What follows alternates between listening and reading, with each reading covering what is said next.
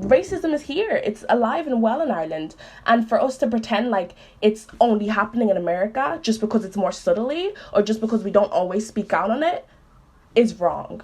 It's a thing that we need to speak out. We need to say, yes, listen, because someone said to me that injustice anywhere is a threat to all justice everywhere.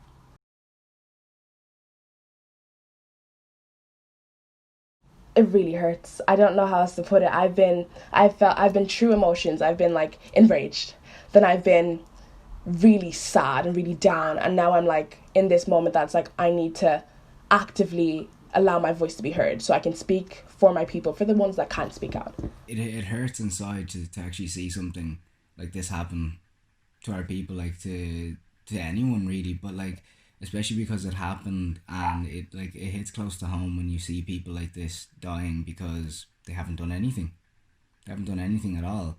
And because of everything that's happening, it's given people voices and people are acting out and they're trying to show themselves and like let our voices be heard, you know, because enough is enough.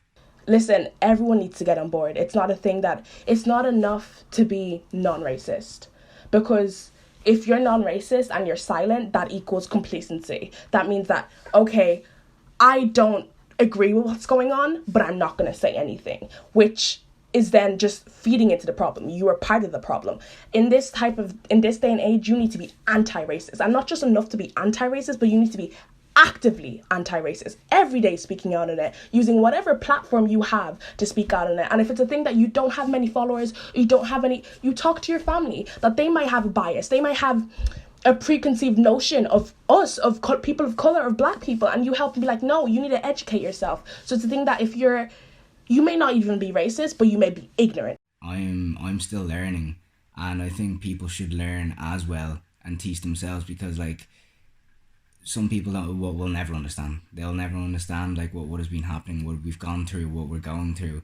And this thing of casual racism, it's always been a thing. It's never stopped. It's always been a thing. Any racism is racism. That's what people don't understand. They've made words, like even our people have made words as if to make it okay for other people to say. It isn't right. You know, like when you think about it, it isn't right or something like that. Or if there'd be the slang for the N-word, like, you know, and people would use that like with the A at the end of it, or with the UH or something like that. Oh, like, you know, oh, what's up, and like this, and to think that they're being cool or something like that, or like they're part of this this little group, and they're like, oh, I have to pass and all this. There's never been a pass. There never should have been a pass, and that's what I mean. As in this casual racism way. And then there's also like mini little jokes made and stuff like that, and then you're kind of like, oh no, it's okay, he's black, he gets it. No, it's not okay. In Ireland, you know, we have that kind of like banter culture, you know, it's just like, oh, I'm just taking a mick out of you, but it's all banter. But I don't mind you taking a mick out of me, like my personality, my characteristics, but not when it's my race, because that isn't right, you know. And I feel like when I was younger, as a kid, like, I remember, like, being outside and, like, I had, like, other friends and they would, like, mess around with the N-word and be like, ha, ha, ha, ha, ha, you know, it's a cool thing. Can you give me the pass? That. And I remember I think I was, like, 10, and I went home. And obviously I didn't know the depth and the actual meaning of this word. So I said it around my dad. And that day he looked at me and set me down. He set me and my older brother down. He was like, never in your life. It doesn't matter if you're reclaiming it or if you're doing this. No, it's wrong, because it was used to dehumanize us. I think what happens is, I know with the girls, right? So the girls do wear fake tan, right? And they'd be like getting dark, and they'd do something like, look, Elizabeth, I'm almost as dark as you. No. And the reason why I have an issue with that is because, okay, cool. So you know all about like cultural appropriation, etc., etc. So if you want all the glorified parts, you want to be the dark color and you want to compare to my skin color, but never have the racial bias, never have the oppression, never have the feeling of not being worthy. No, don't do it. You know, like, whether we believe it or not, we have like in our brains, we already have like preconceived notions. We have biases and prejudices that we didn't necessarily instill ourselves, but just media culture, talking to your parents, where you learn, whatever you learn, it kind of gets just, on your conscience type thing. So I felt like if I was ever to speak out or get angry, I would be labeled as the loud black girl. It's not about donating if you don't have the money. There's no point. You don't need to do it. All you need to do is educate yourself. And like, a donation may not mean anything if you don't know anything about it. There's no point donating. You need to know more about something before you even donate. We have to work harder just to get the same footing that you're just born into. And I feel like people need to understand that white privilege, because you're born into that. You're born into a system that is made to oppress everybody else but make you superior. So if you have that white privilege and you have that point that you're able to say, okay, cool, let me use my platform. Let me use what I didn't decide I wanted to be born into, but you have it. Regardless of if you wanted it or not, you have it. Help it to use us, that we're not dying, that we're not being oppressed, that we're getting the same equal opportunities as you guys, that it's not a thing that you're like, oh, okay, just living la-di-da and not acknowledging it because it's not fair. We don't get that. How do you not see a human here? We all have feelings. That's one thing that is always disregarded, our feelings. The whole world is actually starting to see now, because people want to learn, and I hope that people do learn, because now it's become a learning platform, and all this does have to stop everywhere, because in some countries it will get worse. It will get worse than others. I'm always the only black person, like, between my friends. Like, I'm always the only black one in the room or in a party or something like that. So obviously straight away you're seen as different.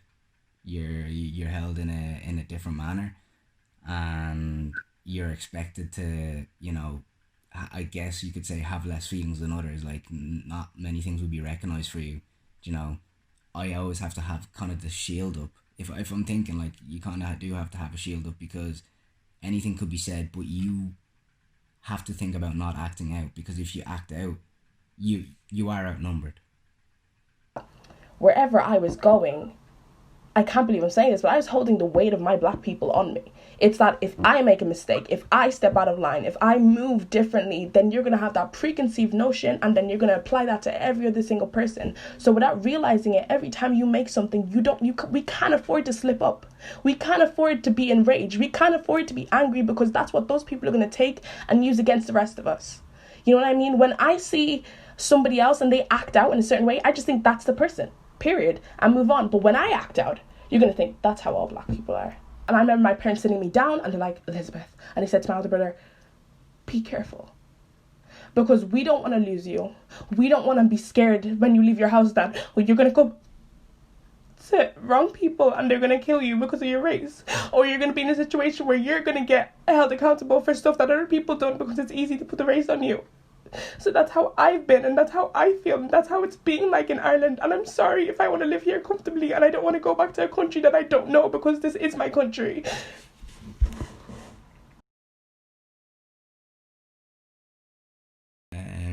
What I'd like to say to people really is, use this time to learn more. Use this time to educate yourself, because even if that you'll never understand what we know and what we felt, take the time to at least learn and know what you can do to eliminate any problems for the future, and to create spaces for people to talk as well. Make sure that your friends are okay, like to be able to create that space for them to feel safe, because you might think that they're safe, but they're never really safe, because that space isn't there for them. Listen not to respond, but listen to try and understand. So everyone, take the time out to educate yourself. There's so many different petitions you can take and you can sign. There's things that you can look up and just learn, because we're youth and we are the future generation of this country and of this world. So if we take the time to unlearn the stuff that we have learned and learn new stuff, then we are making a brighter future for all of us, where our kids don't have to feel the same thing that we felt. So I'm calling everyone out. Learn. You have this time, learn.